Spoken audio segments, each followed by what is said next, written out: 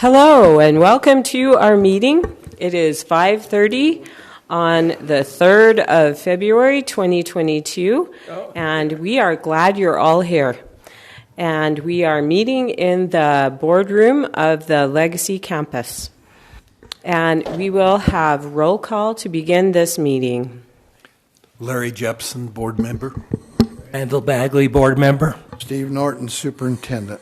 Roger Pulsifer, board member. Terry Rhodes, board member. Kathy Christiansen, board member. Chris Corcoran, board member. Jeff Nielsen, board member. Scott Rigby subbing in for Jared Black. Thank you, and Jared Black is excused. And I will lead the pledge and the mission statement, so please rise. I pledge allegiance to the flag of the United States of America and to the republic for which it stands, one nation under God, indivisible, with liberty and justice for all.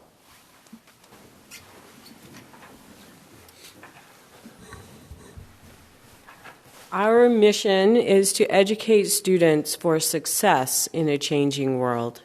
And I must say, I really like this mission statement. I've read other districts, but I really am partial to this one. Thanks, Kathy. Any public input, Scott? None. All right, thank you. We will move ahead to our reports agenda. First on that agenda is South Cache Middle School's School and Trust Plan Amendment, presented by Principal Randy Benyon. We're so glad to see you. We haven't seen you for a while. Thank you. Thank you for having me. Ours is hopefully very brief in nature. As I took over as principal of the South Cache Middle School for Principal Snow. And as I took over the reins and looked at some of the technology needs and got up to speed on Chromebooks and where our school was at with regards to Chromebooks, we realized that we have about 10 labs that are expiring this year. And we did not have that planned within our budget. And then in combination with that, effects of COVID and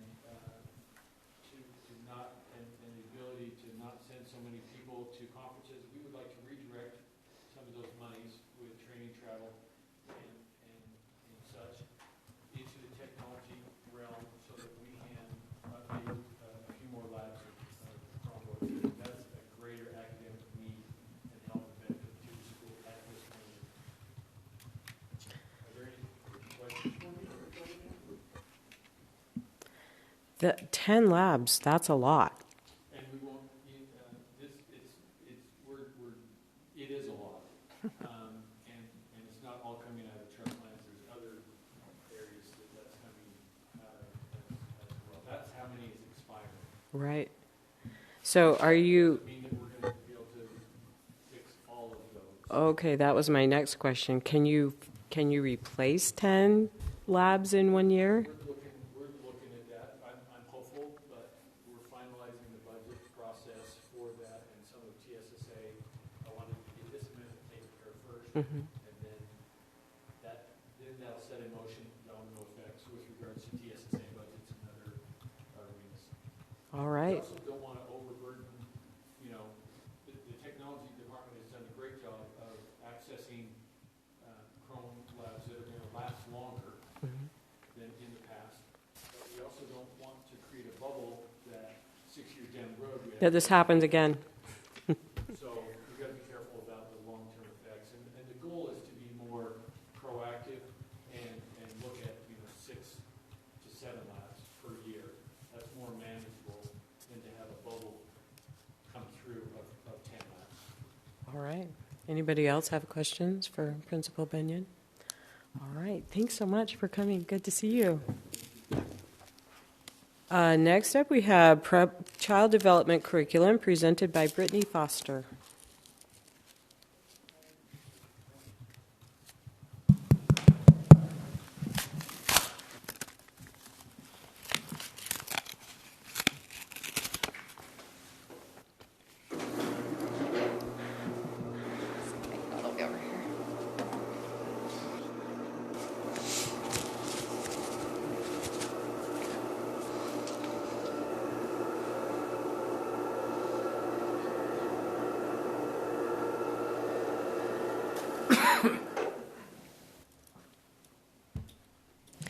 All right, while we wait for the projector to warm up, I'm going to just go straight into item number 3 from item number 2 because they are related. So every time, well... Hang on just Okay. a second. Are we not going to get it on these screens I here? don't know, ask Mike.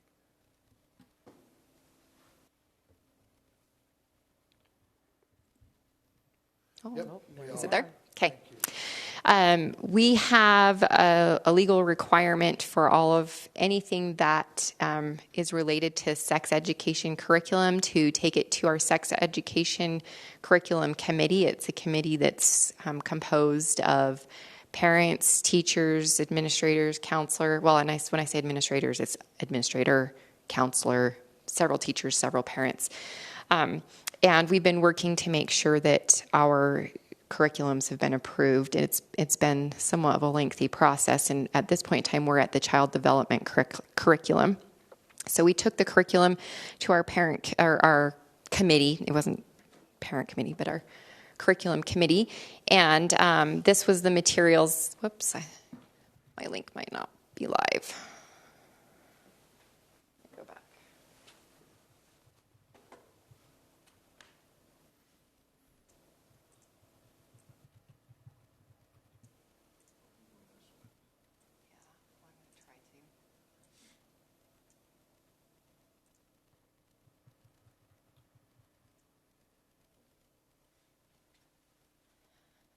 So most of the child development curriculum does not involve sex education, but there is a part of it that does. So anything that deals with reproduction or child abuse or, well, those are the main things that happen in child development. Those have to be approved by the committee. So this was the curriculum that was approved. We took these 7 slideshows to the committee, went through them. Each one, and there was a couple of concerns that we raised and we took to the child development teachers, and they changed those few things that we asked them to change, and so this was the curriculum that they finished for us and that we approved, and so the next step is for us to take it to you as a school board and get approval for that. So you've got the link in board docs, so you can peruse those at your leisure. There's lots of fun pictures and diagrams and some really cute videos and things like that. So do you have any questions before I move on to the next item? So these modules, how much time in a class do they cover? I mean, like days, weeks? Whatever. Of the trimester? Mm-hmm. You know what? I don't know. We didn't ask that question. Most of the trimester is about child development, so it's about the child after birth. So I'm thinking it's a very small part of the curriculum where they talk about how a child comes to be, but I don't know exactly how much time they spend on each of these slides. I would guess a day per slide, so maybe a week to 2 weeks. Okay. That's just a guess, though. So this would be a small segment of an entire trimester of a child development class? Yes. Okay. Yes, this is just the portion that deals with the sex education law. Okay. And in order for students to access this curriculum, they do have to have parent permission at least 2 weeks ahead of time. So that gives you a little bit of information. Parents are informed that they will be learning about this, and then they have to sign and opt their child into that. Okay. So. Anyone else have any questions for Brittany? I've got one. A couple years ago, I think Kathy asked for volunteers, and I agreed to be on the committee. But we had a couple cancellations because of COVID and everything. But anyway, I haven't heard any. You didn't get an invite to the committee? Not to any of the recent meetings. So really? Yeah. I'll have to. I apologize because I knew you were on the committee, and I thought you were just ignoring I was us. a slacker, huh? So. I will check and see why you didn't get those. I had my administrative assistant invite everyone that was on the committee, so you may have been missed, but I did know you were on the committee, and I apologize. No, I probably should have checked earlier. So, well, you would have no way of knowing that we were doing it. But you meet, is it quarterly you meet? Is it's at this point in time, it's just been when we can get people together. So we're hoping that it will be trimester. But being new in the position, I didn't have my feet under me until second trimester. Our plans were to do the adult roles curriculum next and do that third trimester. But this is probably more background than everyone needs, but the adult roles curriculum has been significantly changed they've changed the standards. So we're going to hold off on that and let the teachers see the new standards and work on it this summer, and then we'll come and visit with that in the fall. And then we should be covered. We should have hit every subject area that has some sort of curriculum related to sex ed. So Let me know. And watch for an invitation in the fall. So. Okay. All right, so the second piece that I am presenting on is related to sex education, and that one of the requirements when we come to ask for approval for sex education is that we share some county data with you so that you can see some of the relevance behind why sex education is included in the curriculum at the high school. And so these are the 4 things that we're supposed to touch on whenever we come to you. We're also, if we don't need to come to you to get curriculum approved, we're supposed to present this to you every other year. So, can everyone see the screen? Okay. So the first one is on teen birth rates. So here's all of this. There's more extensive data in board docs that I submitted, but I just took the small pieces that applied to us. But if you want to see Utah as a whole, you could look at those. But in the U.S., the birth rate per 1,000 females for girls age 15 to 19 is 17.4. In Utah, it's 12. And in the Bear River Health Department, it's 10.9. And then we break it down a little bit more. We don't have by every community in the Bear River Health Department that's in our county, but they've broken it down by the largest ones. So Hiram has the highest, and you might notice that it's pretty close to the state average.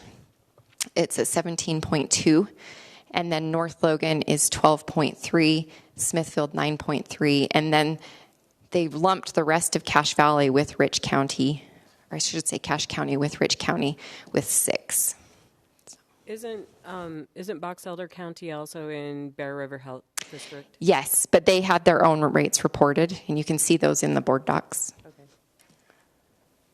So and I'm only required to present for our county data. Okay. So that's what I'm reporting on, other than some of it includes state data. Sexually transmitted diseases and infections, and this doesn't include all sexually transmitted diseases, but the ones that they report on from the Utah Department of Health. So these are just the rates for the entire state, and I won't go through these, but it's here, so if you want to look through it a little more closely, you can. But it reports on HIV, people living with diagnosed HIV, chlamydia, gonorrhea, and then several forms of syphilis.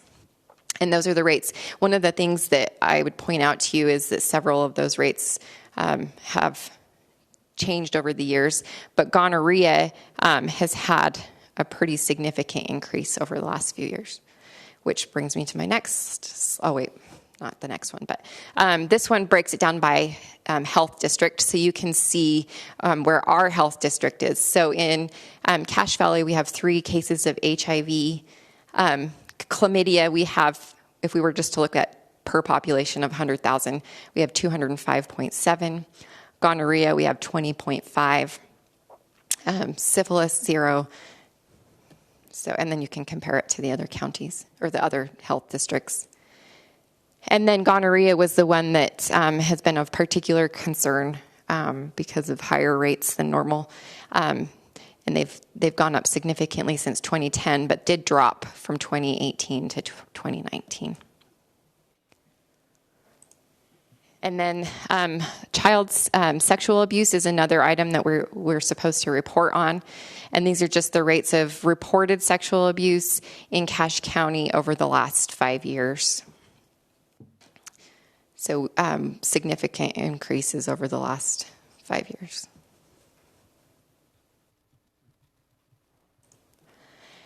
And then the last one is pornography complaints to the district. And this is complaints from someone where they felt our filters weren't able to block pornography within our network, and we have had 0 complaints for last year. So, any questions on any of the data that I shared? No one have questions? All right. Well, enjoy. Hard, like Yeah. definitions. Yeah. All right. Thanks Okay. so much. Thanks a Brittany. lot. Thank you. Healthy Lifestyles Curriculum by Jenny Bust. And John Cardis. Thank you for coming. Thanks for having us. Yes, thank you. Okay, so going along with the theme of the evening, we, over the past few years, I've only been here for 2 years as far as director, but we've seen a need for a curriculum to help our students, our more severely disabled students in the secondary and our post-high program, to help them navigate healthy relationships and, sex education and different things like that. We have, these come up all of the time in our secondary schools, and in the past we've just kind of had, my slides kind of skip around a little bit, but our students, our teachers have just kind of handled the situations as they come about, which sometimes we don't necessarily want that. So CAPSA and Options for Independence, who are actually here today, so we appreciate their support, came to us with this curriculum that they teach to adults through Options for Independence. And I sent you guys the document. I don't know if you could get into it. Like, me and Carolyn were having some issues with it. But I can resend it to you guys. I can share it and give you editing rights, or not editing rights, but viewing rights. But to start out with, I'm going to have John just give you a little bit of background on our post-high programs, because a lot of people aren't really aware of what we do in our post-high programs and what they are. We found that when we presented to the sex ed committee. So, John, I'm going to let you go ahead with that. Slide here. Yeah, I will go back. You can go back. I'm not good at this stuff. Okay, I need that. I'll do this.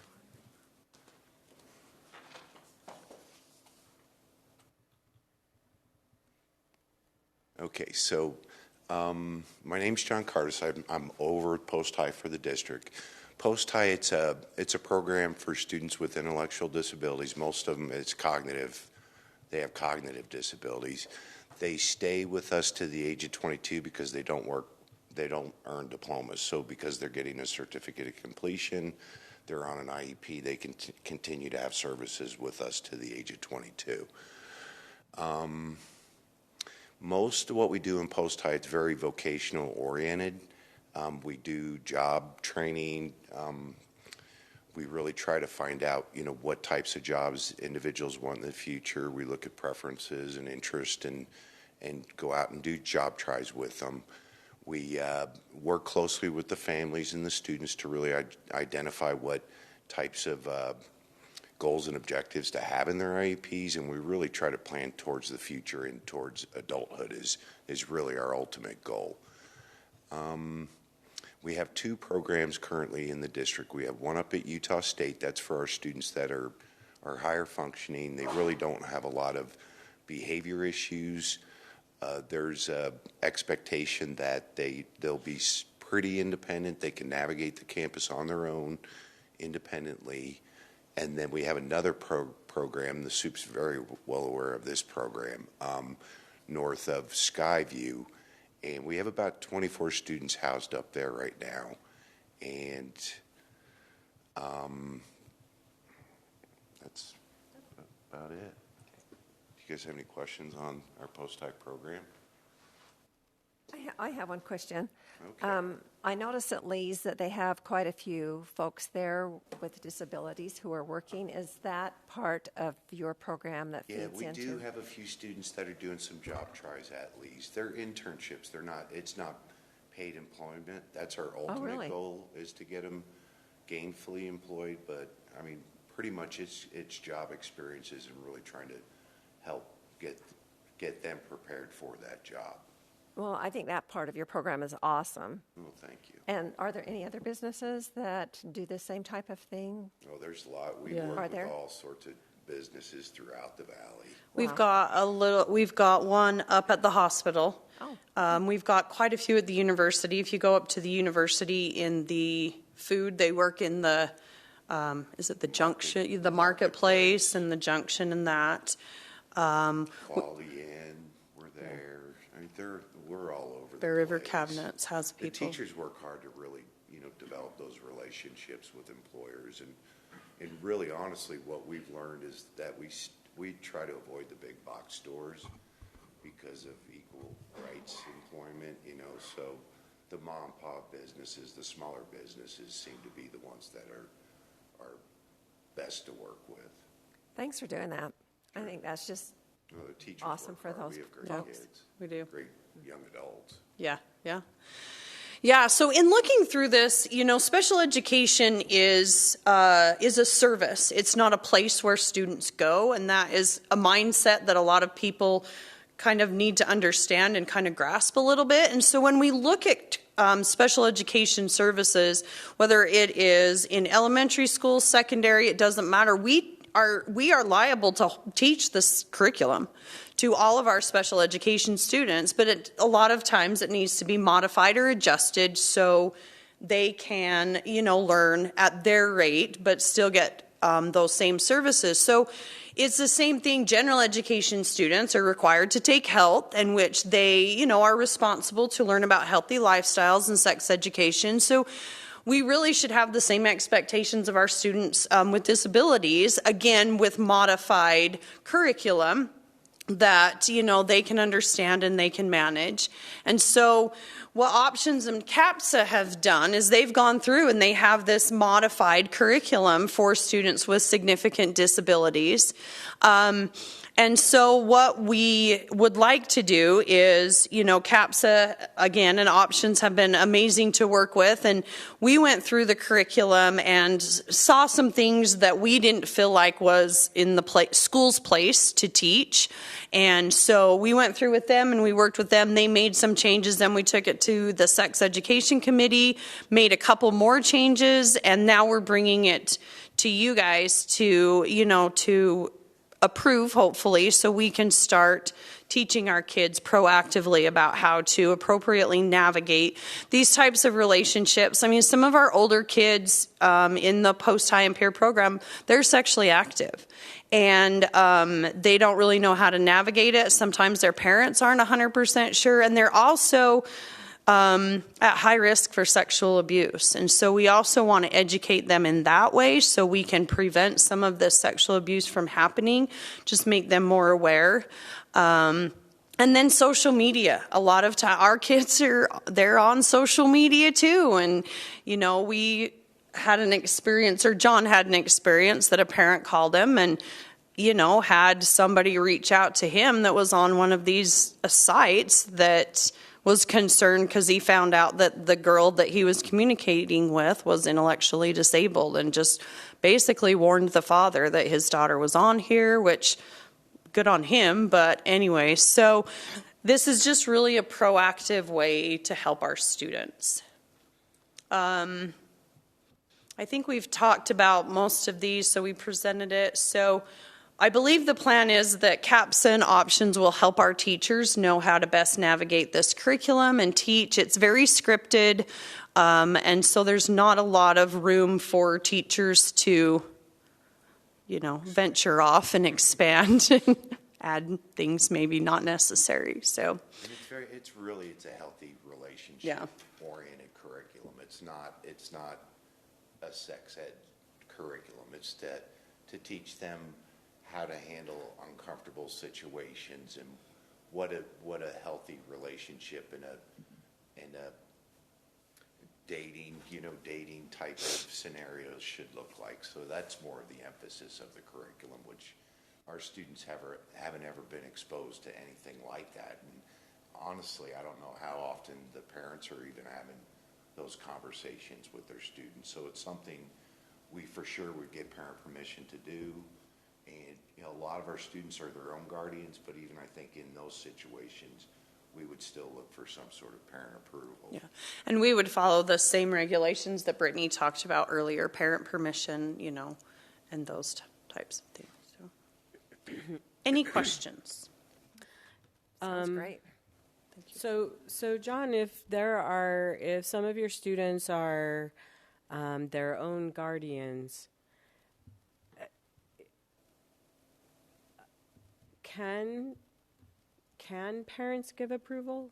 I mean, we don't technically need to have it, but I think that there needs to be a conversation between the student and the parent. It's just like IEPs. Technically, the parents don't need to be invited to the IEPs, but the students always have them come. So the parents are still real involved with all those individuals, regardless if there's guardianship or not.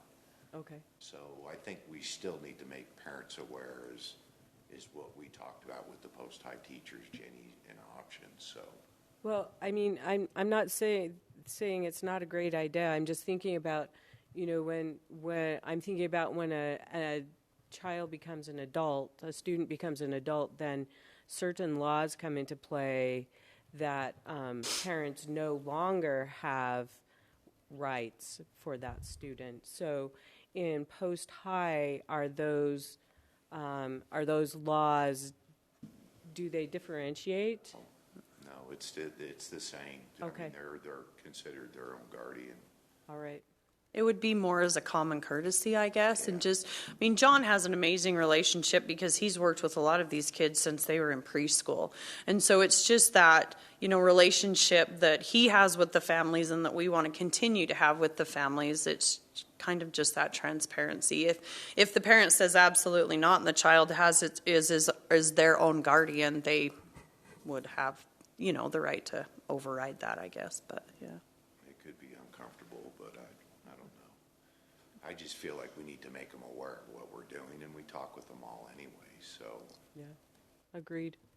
I just wasn't sure how that works with adult laws and privacy issues and all of that kind of stuff. Yeah. Anybody else have questions? Thanks so much for coming and for what you do. We appreciate you. Thank you. Well, thank you. Okay, appreciate you guys. Next up, we have board member reports. Do you have one? You usually do. I don't have a report. Is this on? Okay. I don't have a report, but for those who need to register for elections for this coming year, the time period which Randall found out for us is you need to register between March 7th and March 11th. Is that correct? Mm-hmm. Okay. And you just do it at the clerk's office, right? Okay. Courthouse. Okay, very good. Any other board member reports? I'm on the Chamber of Commerce Committee. They are having their annual gala on March 4th. I know in the past, if there's been interest, the district's been kind enough to purchase tables. So anyway, that is on the March 4th. Is that Cache Chamber of Commerce, right? Yes.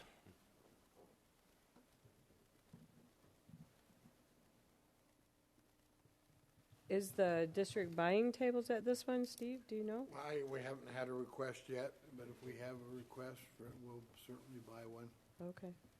It's always nice to support them.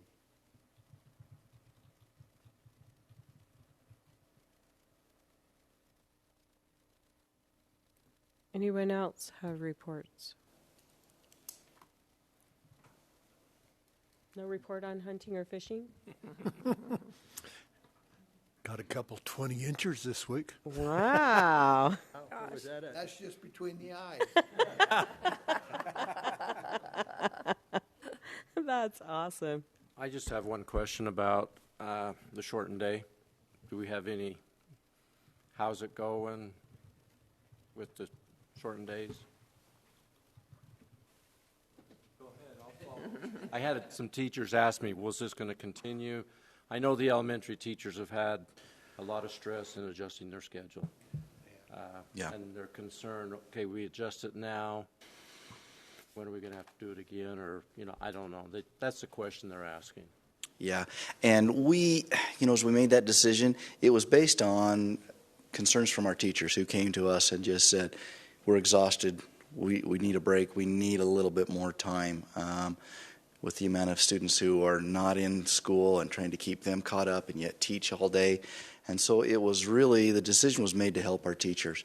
Not all teachers felt that this helped them, and I understand that. What used to be an early out on Friday is no longer an early out on Friday because the days are all the same. So they do go a little bit longer on Friday now than they did before. I think overall, to be honest, I've heard from 2 or 3 teachers and 2 or 3 parents on this issue. And we announced it last Wednesday, I believe. It started on this Monday. Since Monday, I've heard from no one. So the results that I got last week split right down the middle. Some parents just thanked us for this opportunity to spend time with their kids. Some parents said, what am I going to do with my kids? Some teachers said, thank you, this is a lifesaver. Other teachers says, well, now what I'm going to do because I don't need the time. So, but in all honesty, I've probably heard from 5 or 6. So, I know the ones I heard from, they appreciate it, the time. Good. And it's something that we did not put a time limit on or a time frame necessarily. We said we would monitor. I know Tim, in one of his interviews, which the poor guy got bombarded, it must have been a slow day. I think every news channel down in Salt Lake called him that day, plus the Herald Journal, plus some others. And I think in one of those he did mention that we would look at it at maybe a trimester break there, which I think is somewhere around the end of February. And of course we will look at it, but that doesn't mean we've made a decision one way or another yet, as far as I'm concerned. So, thanks, Gary. An interesting perspective I heard yesterday when I was at a middle school was from a teacher who said, so now I can't do all the things I was doing in class with my 80% of my class who's there. So we're giving up the full complement for the 80% to accommodate the 20%. And that was something I hadn't thought about before, but an interesting perspective and way to look at that. That perspective was shared with me also. Okay. Yeah, and we had the same concerns shared last year when we did this. But when it came right down to it, the teachers needed the extra time. And we were given academic time, giving that up in the classroom. But to work with those kids who were homesick or quarantined, it was an effort to keep them on pace and not have such a failing rate. That's bottom line. That's where we were at on trying to fix that. I was actually visited with all the high schools today and one of the middle schools, and all of them are just fine with it. But the question was asked, how long will we do this? It's a lot easier for a secondary school to transition back off of this than it is for an elementary school. And Gary could probably tell you why. For us, we're changing a bell schedule, and secondary moves on. But it's a little more complicated for what goes on in the elementary school with their parapros and rearranging all those times. But we did tell the public we would reevaluate this. And if you've looked at it, even our absentee rate compared to when we announced this compared to what it is today, it's dropping, just like the trend is for the COVID right now. So parents want to know how long this will go, but we said we would evaluate it with time. Excellent. Thank you. Thanks, Mark. Any other board member questions, concerns, reports? So the board president report, Gary, are you prepared to talk about building task force? Okay.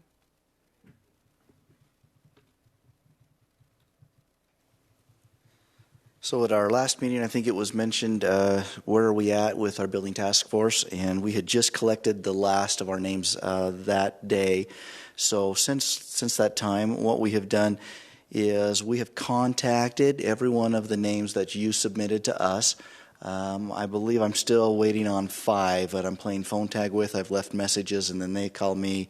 Anyway, we have 18 or 19 that have confirmed, and we're waiting on about 5 more. As soon as we get those last 5, what we will do is we've drafted a letter already. We will send that letter out to each of them by email and probably snail mail, just so that we make sure we get them. Within that letter will be a little outline of what the task is of this committee. We've got a little bit of a calendar, a timeline.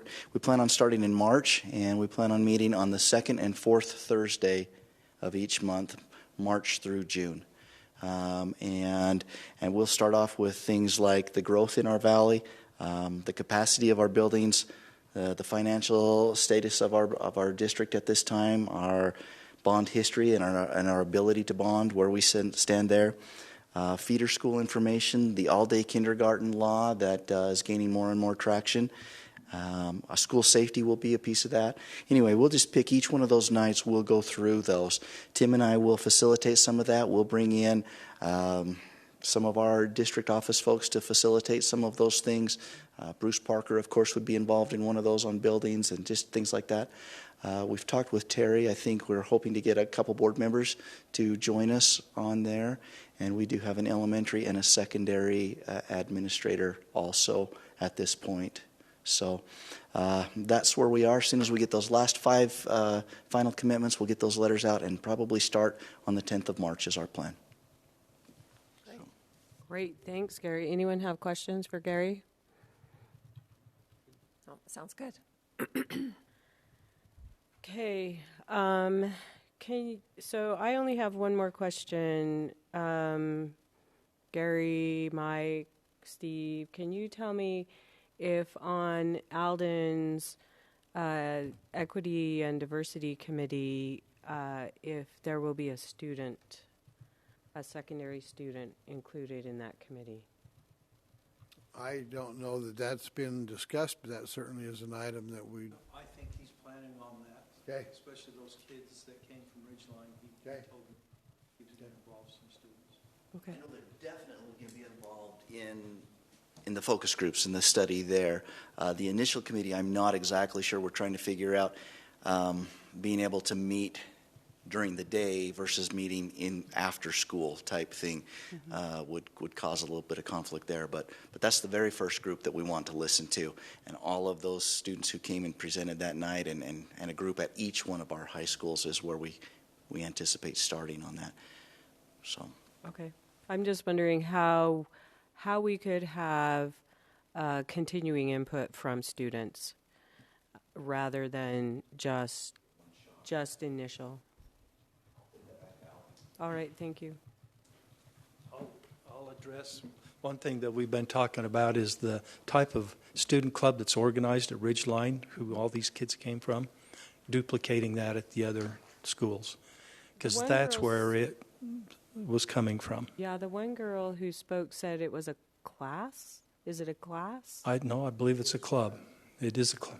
It is a class? Because I know they're part of a club, too. They do get credit for it. Yeah, it's a class. Okay. But anyway, we were going to look at replicating that at the other 3 to where we have now a captured group of kids that have some interest in that. Okay. Yeah. All right. Thank you for that update. Superintendent. Legislature's meeting, and I'm going to give you some of Lyle Hilliard's wisdom over the years. He never started worrying about any bills until they actually passed the House. I've got to the point where I don't start worrying about any bills until they get out of committee. And so there are some bills down there that are really onerous, and they have no business being passed, and I don't think they will. And when we get to that point, I would like to be able to contact you and have you get a hold of our legislators.